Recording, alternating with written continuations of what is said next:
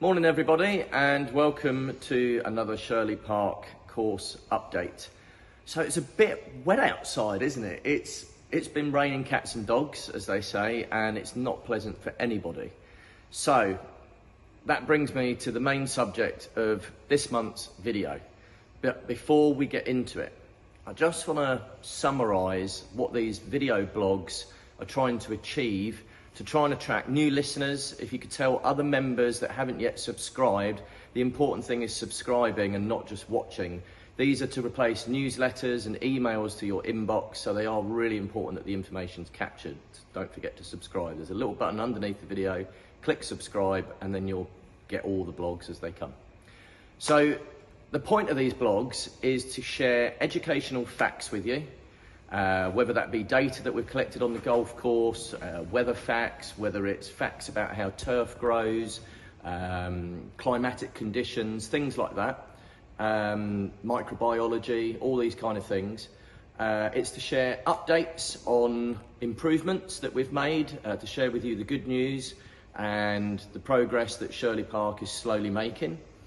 And I feel from my point of view, the main reason for these video blogs and updates is to get you guys on the same page as the greenkeepers mindset. Not my mindset, us as a team and greenkeepers and what they're against all over the country.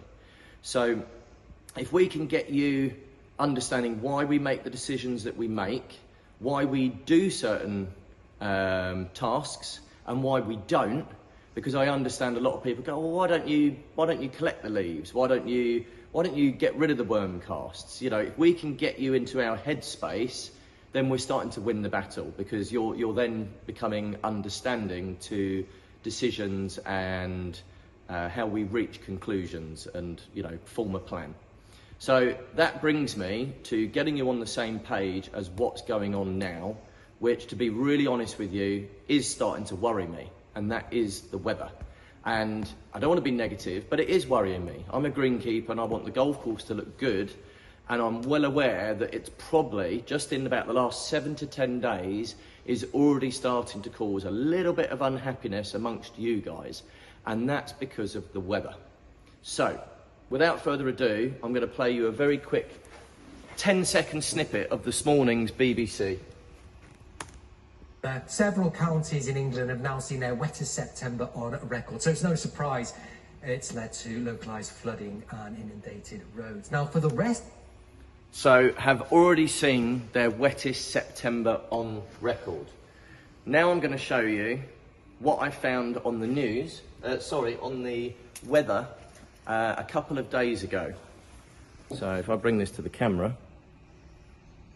So, Woburn is north of London, and then we've got an area that's sort of a bit more north and a bit more north, but I'm going to hold it here for a second. If you look at there's one of them, I can't remember because I'm not looking, one's about 205 mil and the average is about 45, 47. That's more than double, nearly triple the average. So we are smashing records, and it's only been in the last 7 to 10 days we've smashed those records. Our rainfall here for September actually, not for the last few days, for September was 106 mil.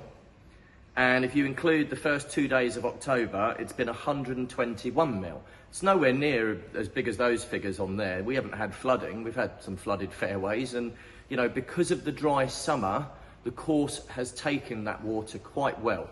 The closures haven't been because of flooded fairways, because it's generally, if it stops raining at lunchtime, it's dried up by the afternoon.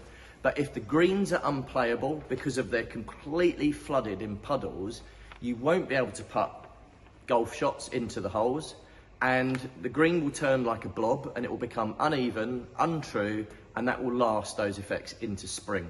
So the closures have recently been because of the greens are unplayable, not course conditions. Now, I'm going to end this video here by just saying the water table is not up yet. We're end of September, beginning of October, but if this carries on, that water table will come up in November instead of December. So I'm worried because this could be a really bad winter ahead. I just want to give you the facts. I just want to gain some understanding from you that we cannot change climate change, we cannot change the weather.